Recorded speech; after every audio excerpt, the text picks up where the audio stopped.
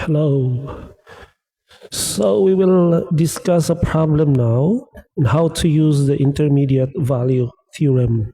So if you haven't watched the previous video, in that video I discussed on what a IVT is and when do you have to use the intermediate value theorem.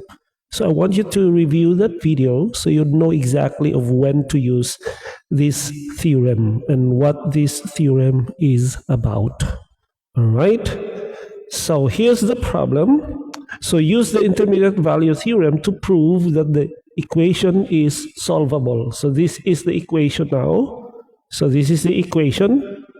So we need to use the IVT or the intermediate value theorem to prove that indeed this equation is solvable. That means there is a solution to this equation.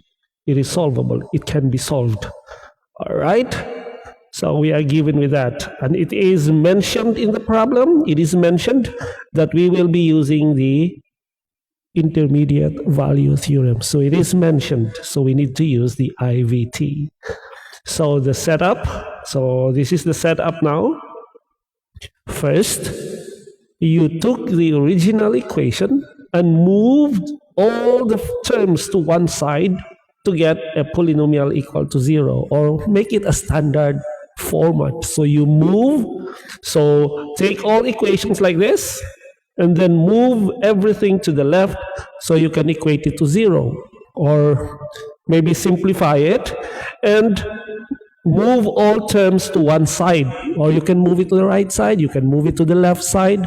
It doesn't matter, but the thing is you need to move all things to one side to get the polynomial equal to 0. All right? So something like this. So you simplify this one, the given, the original equation, and try to move terms to one side. So like this. So you simplify this, you simplify all of this. And look what happens now. It gives you something like this. You equate it to 0. So you simplified everything. So you put everything in one side so that you can equate it to 0. So all you need to do is simplify this, multiply the terms if there's a need to multiply them, combine like terms if there's a need to combine the like terms, but you will end up with something like this. And then don't forget to equate it to 0 because you moved it to one side, so you equate it to 0. So once you have equated to 0, you have now determined your function. Your function is, of course, the one on the other side. All right, so that's your function, x cubed minus 2x squared plus 2x minus 7. So that is your function. So you moved everything in there and then you determine your function. And that is now your function. All right. Now that you have your function, you need to find two test points. All right. We need to find values of x, two values of x. One is negative. So where fx is negative, at one point, and where fx is positive at the other point. All right, let me say that again. You need to find 2 points such that fx is negative at one point and then fx is positive, that whole thing, or the function is positive at the other point. All right, so we will try, in this case, let's try x equal to 0 and x equal to 3. If we try x equal to 0, like this, we can substitute 0 over there in the function. We substitute it to the function. This function here, we substitute 0 to the function. And what you get here is actually, look at this. We substituted, we get a function. When function is 0, x is 0, you get fx negative 7. So the function is actually a negative value, negative 7 when x equal to 0. Again, when x equal to 0, the function is negative. The value is 7, negative 7. What about if it is 3? If x is equal to 3, we substitute the value of 3 again into the function. So just substitute into the function and then simplify it. You simplify it yourself. Be careful of the signs. And then you come out here, then when the function or x is equal to 3, the function would give you a positive answer. The answer is 8, positive 8. So the function, when x is equal to 3, will give you a positive number of 8. So when x is 0, the function is negative. When x is 3, the function is a positive answer. All right. Now we will apply the logic behind this. So we have a function fx that is a polynomial. All right. Our function is a polynomial. And polynomials are usually continuous, meaning they have no breaks or jumps. All right. So if you see a polynomial, you would always assume that the polynomial is continuous. That means there are no breaks, there are no jumps.